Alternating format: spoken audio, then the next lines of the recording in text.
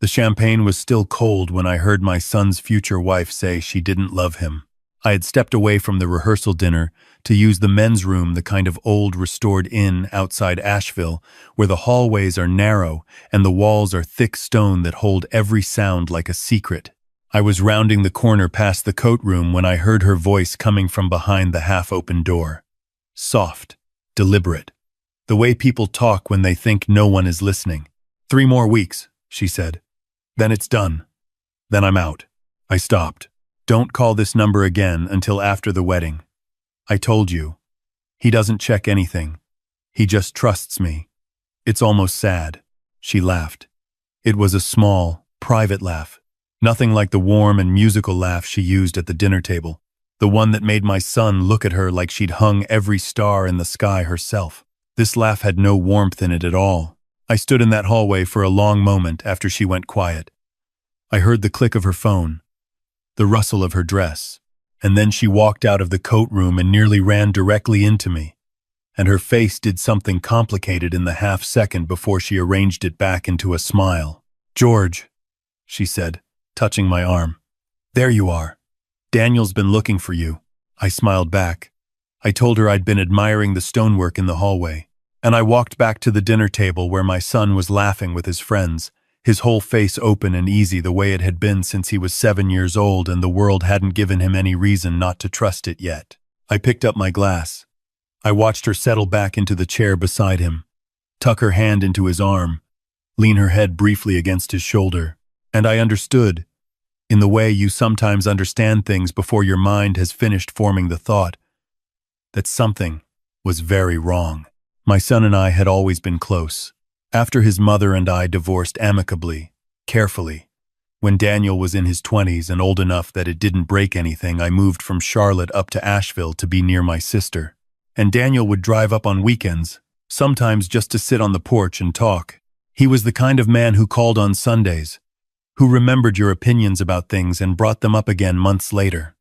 I was proud of him in the deep, quiet way that doesn't need to say itself out loud. When he told me about her 8 months before the rehearsal dinner, standing in my kitchen, his voice had a different quality than I'd heard before, like something had been added to it. He showed me a photo on his phone, a woman with dark hair and careful eyes and a smile that knew exactly what it was doing. He said her name was Vanessa. He said he'd met her at a conference in Raleigh. He said he'd never felt this way before. I said all the right things. I asked the right questions. And when I met her for the first time at a dinner in Charlotte, she was perfectly charming, attentive. She asked about my work, my life, the years I'd spent building houses across western North Carolina. She remembered details from one conversation to the next. She had the kind of intelligence that makes people feel seen, but she had almost no past. That was the thing I kept snagging on, the small thread I couldn't stop pulling. She'd grown up in Tucson, she said. Her parents had both passed. She'd worked in corporate consulting and relocated several times. She had a few friends she mentioned, but never introduced. A previous relationship she described only as not good, and then closed the door on completely.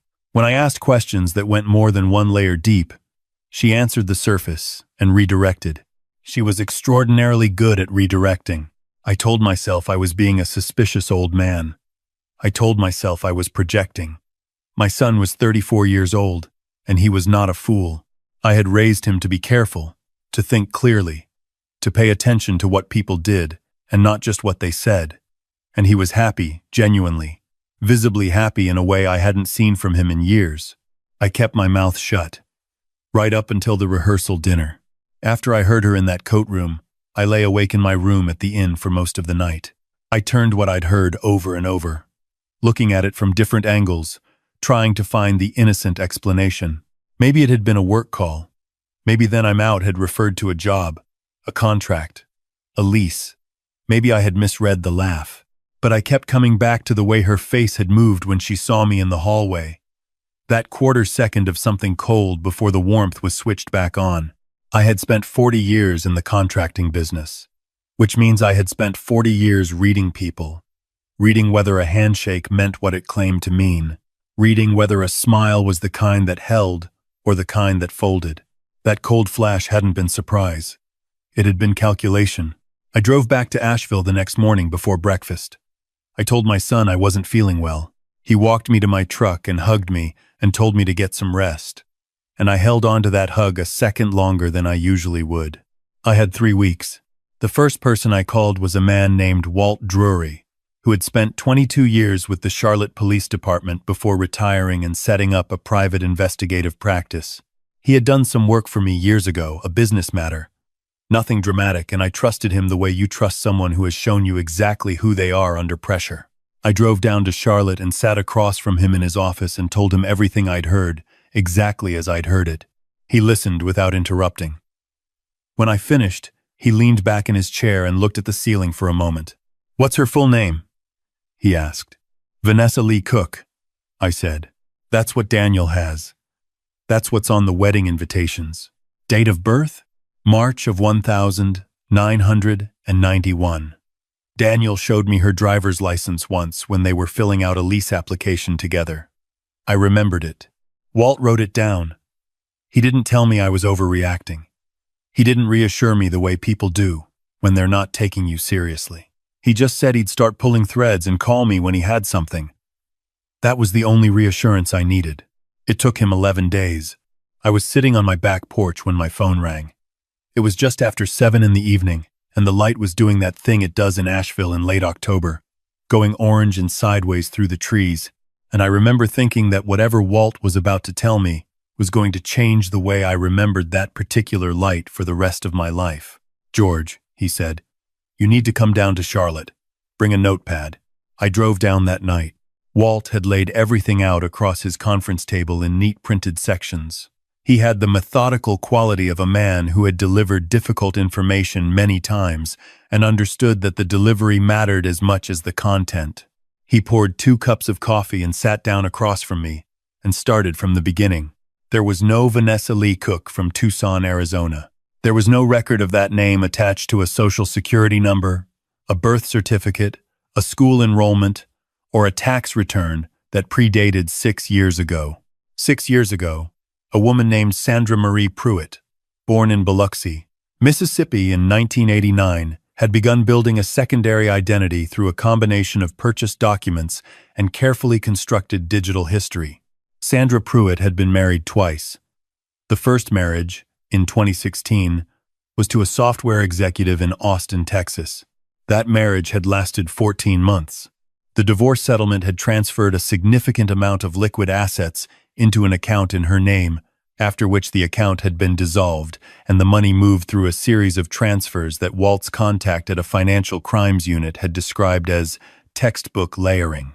The second marriage was in 2019, to a retired physician in Scottsdale, Arizona. That marriage had lasted 11 months. Same pattern. Similar outcome. There were fraud charges filed in Maricopa County following the second marriage. But by the time the paperwork had progressed, Sandra Pruitt had ceased to exist, and Vanessa Cook had begun. Walt slid a photograph across the table. It was a DMV photo from the Texas marriage. Low resolution, but clear enough. Dark hair. Then, the same careful eyes. I sat with that for a moment. "She's not divorced from the second husband," Walt said quietly. "Technically, she's still legally married to the physician in Scottsdale, which means your son's wedding, if it proceeds, won't be legally valid. But that's probably the least of his problems." I thought about my son driving up to Asheville on Sunday afternoons. I thought about the way his voice had sounded different when he told me about her, like something had been added to it. I thought about how you protect a person from information that is going to hurt them no matter how carefully you deliver it. "How do I tell him?" I asked. Walt looked at me steadily. "That's not the part I can help with," he said. "But I'll tell you this. You can tell him everything I just told you, and show him every document on this table, and if he's far enough gone, he won't believe you. She'll have an explanation for all of it. She'll cry. She'll make him feel like he's choosing between her and you might lose him for a while before you get him back." He paused. "Or you can let the paperwork do the talking." He explained what he meant. He had already called an attorney he worked with regularly, a woman named Caroline who specialized in asset protection and family law. The 3 of us met the following morning. My son had inherited money when his grandfather died 4 years prior. Not an enormous sum, but meaningful investments and a piece of land outside Hendersonville that had appreciated considerably. Everything Walt had found suggested that this was what she was after. Daniel wasn't flashy about money, but he also wasn't careful about hiding it from someone he trusted completely. Caroline's suggestion was precise and, once she explained it, felt almost elegant in its simplicity. I would tell my son that I wanted to restructure my own estate planning before the wedding. Nothing alarming, just an old man being responsible. As part of that, I wanted the family attorney to conduct standard identity verification on all parties who would be named in any updated documents.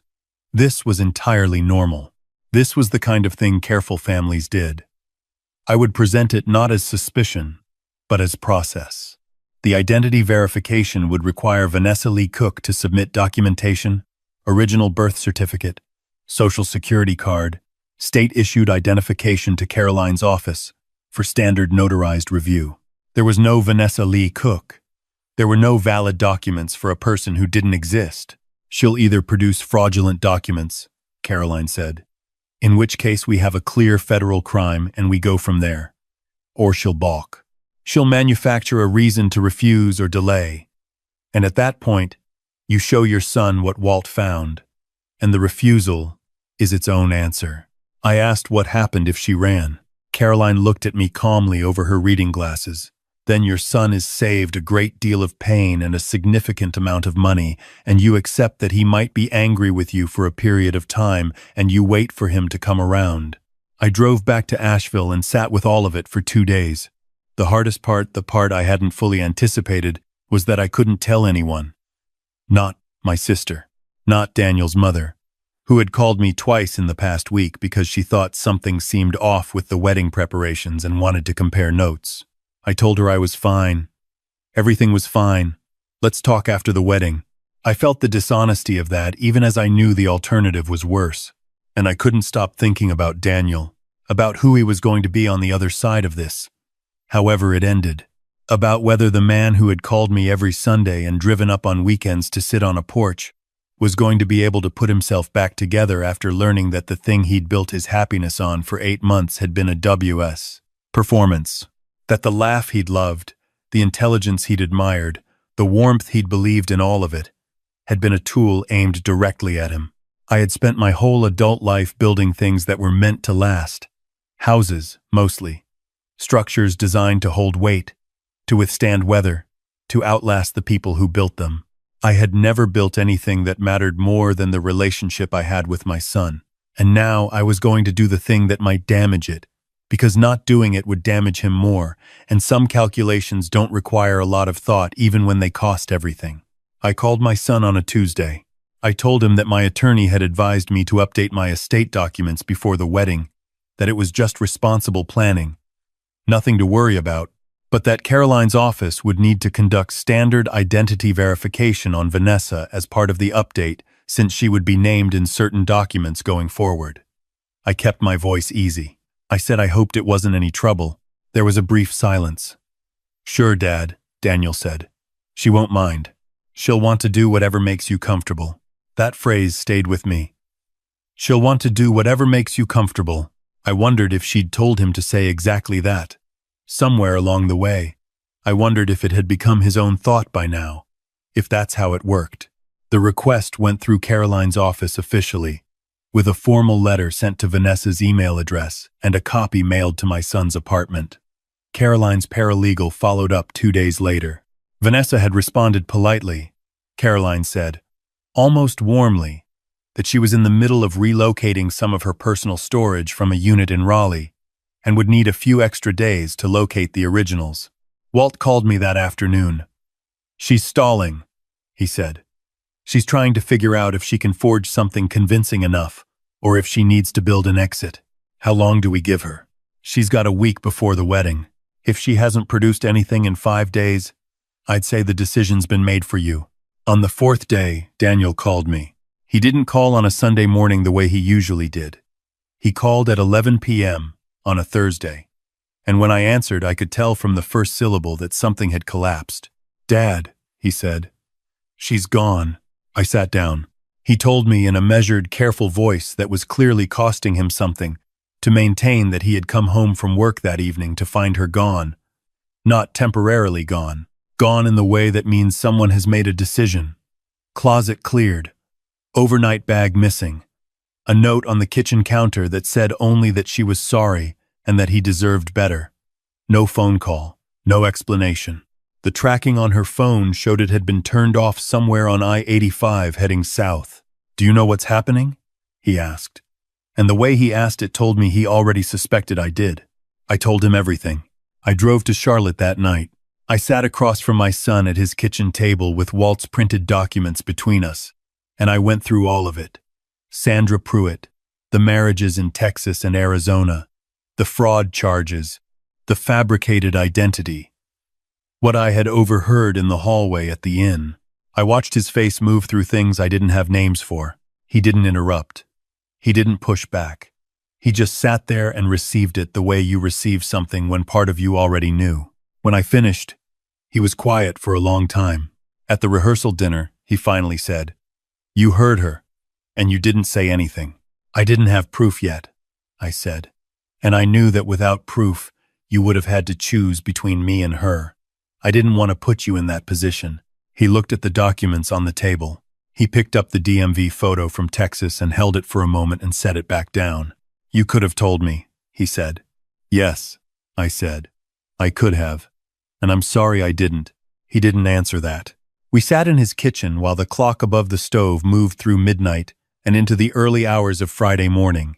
And sometimes we talked and sometimes we didn't, and I let him lead it, because there was nothing else I could do for him except be there and let him lead it. Just before 2 in the morning, he said, "Was any of it real? Like, is it possible that she—" He stopped. He set his hands flat on the table. "Can someone fake all of it? All the time? Everything she said to me?"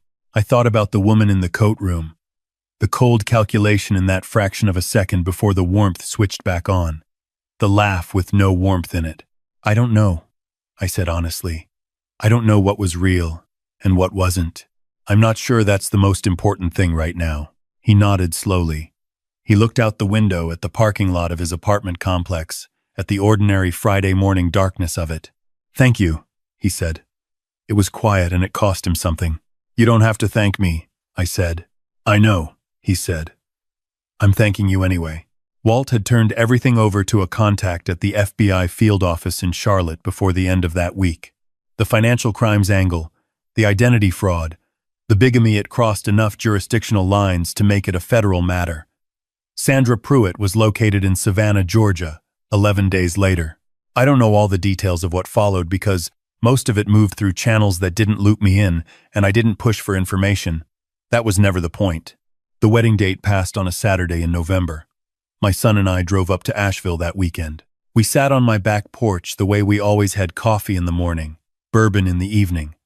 The mountains doing what they do in November, going gray and quiet and immovable. We didn't talk about her much. We talked about other things. His work, a project I was thinking about taking on in the spring. His mother, who had driven down from Knoxville and was relieved in the specific way that mothers are when a bullet has been dodged on behalf of someone they love. There was something different between my son and me now, and I want to be careful about describing it accurately. It was not a closeness that replaced what we'd had before. What we'd had before was already good, already something I was grateful for. It was more like a depth that had been added, the kind that only arrives when two people have been through something that required honesty and it held. On Sunday morning, I made eggs the way he'd liked them since he was a kid, scrambled but not too soft, with sharp cheddar and whatever hot sauce I had in the cabinet. He sat at the kitchen counter and ate them, and looked out at the mountains, and then looked at me. "Can I ask you something?" he said. "Sure." "When you heard her at the rehearsal dinner, what did you feel?" I thought about that for a moment. The cold champagne, the narrow hallway, the laugh with nothing behind it. "Afraid," I said. "Mostly afraid." "Of what?" "Of being wrong," I said. "And of being right." He nodded like that made sense to him. "I keep thinking," he said, "about how I didn't see it. I'm not an idiot, Dad. I pay attention to things. And I didn't see it. She was good at what she did, I said. Better than most. That's not a reflection on your judgment. That's a reflection on how much practice she'd had. Still, I agreed. I didn't try to talk him out of whatever he was working through. That's the other thing about building things you learn early, that you can't rush the settling. You put the structure up correctly, and then you wait for it to find its own level. And if you've done it right, it holds. We did the dishes together after breakfast, the way we had when he was a teenager and it was just the two of us on weekends. Him washing and me drying, the radio on low. He handed me a mug and I dried it and put it back in the cabinet, and the mountains sat where they'd always been outside the window, gray and permanent and completely indifferent to all of it. That was enough. That was more than enough. There's something I've been thinking about since all of this ended. Something I haven't quite been able to put into words until now. People talk about protecting the people you love as though it's a dramatic thing, as though it looks like a confrontation or a declaration or a moment of visible courage. But most of it doesn't look like that. Most of it looks like lying awake in a room at an inn in Asheville, turning a half-heard conversation over in your mind until 4 in the morning. It looks like driving to Charlotte on a Wednesday night to sit across from a man with printed documents and 2 cups of coffee. It looks like keeping your voice steady on a phone call, when what you actually want to do is warn someone you love that the ground beneath them has been disappearing for months. It looks like patience. It looks like restraint. It looks like trusting that if you do it right carefully, methodically, without letting your own fear or anger make the decisions, the people you love will still be there on the other side of it. My son still calls on Sundays. He still drives up to Asheville when he wants to sit on a porch and talk. He's doing better than I expected, or maybe exactly as well as I expected, because I have always known who he was and what he was made of, and what he's made of holds up. That's the thing I keep coming back to. Not the fraud, not the investigation, not the documents spread across a conference table, or the FBI field office, or any of it. The thing I keep coming back to is my son handing me a mug on a Sunday morning in November, the radio on low, the mountains out the window. That's what I was protecting. That's what held.